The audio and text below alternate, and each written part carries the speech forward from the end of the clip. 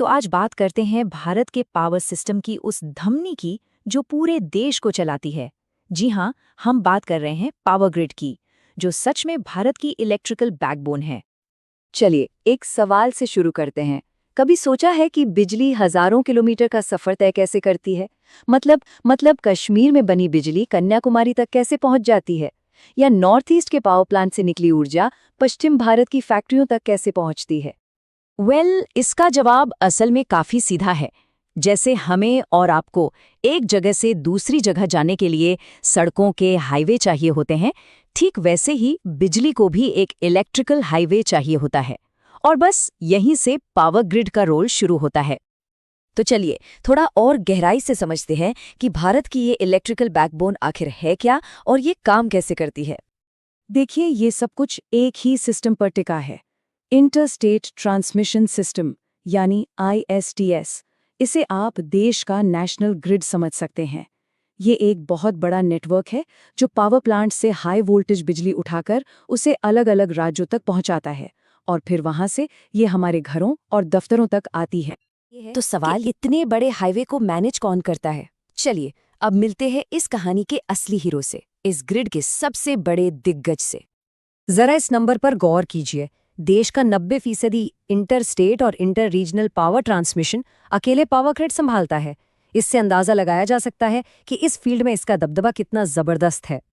और सुनिए, power grid सिर्फ एक कंपनी नहीं है, ये एक महारत्न कंपनी है। ये भारत सरकार की तरफ से किसी भी सरकारी कंपनी को दिया जाने वाला सबसे ऊंचा दर्जा है।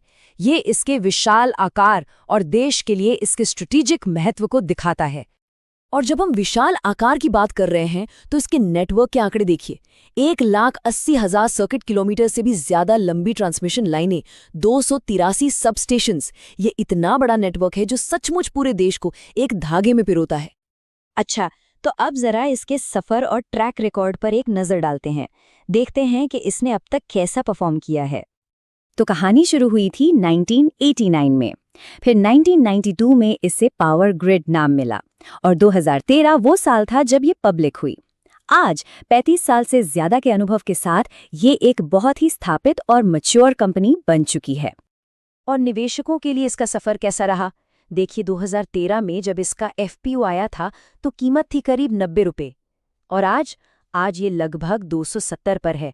मतलब करीब 12 सालों में सीधा 3 गुना की ग्रोथ। अब अगर इसे नंबरों में देखें तो ये बनता है करीब 9.3% का सालाना रिटर्न। और एक मिनट, इसमें तो कंपनी के दिए गए डिविडेंड्स शामिल भी नहीं है, वो तो इसके ऊपर हैं, जो टोटल रिटर्न को और भी बढ़ा देते हैं। चलो, इतिहास तो ठीक है, पर आगे क्या? भविष्य में क्या है? आइए देखते हैं कि 2030 तक पावर ग्रिड के लिए आगे का रास्ता कैसा दिख रहा है। देखिए, भविष्य हमेशा एक दोधारी तलवार जैसा होता है। एक तरफ देश का विकास, ग्रिड का विस्तार और क्लीन एनर्जी पर फोकस जैसी चीजें इसकी ग्रोथ को जबरदस्त स्पीड दे सकती हैं। लेकिन दूसरी तरफ प्रोजेक्ट में देरी, नियमों में बदलाव और बढ़ता कंपटीशन जैसे कुछ जोखिम भी हैं। तो अगर इन सब चीज़ों को ध्यान में रखकर कुछ अंदाज़ा लगाया जाए तो 2030 के लिए 3 सिनारियो बनते हैं। एक नॉर्मल सिचुएशन में 8% की सालाना ग्रोथ के साथ शेयर की कीमत 400 रुपये तक जा सकती है और अगर सब कुछ बहुत अच्छा रहा तो ये 450 रुपये के आंकड़े को भी छू सकती है। हाँ, एक बात यहाँ साफ करना ज़रूरी है कि ये जो भी अनुमान है ये सिर्फ जानकारी और एजुकेशनल पर्पस के लिए हैं। इसे किसी भी तरह की निवेश सलाह ना समझा जाए। और हाँ, इन अनुमानों में भी डिविडेंड से होने वाली कमाई शामिल नहीं है।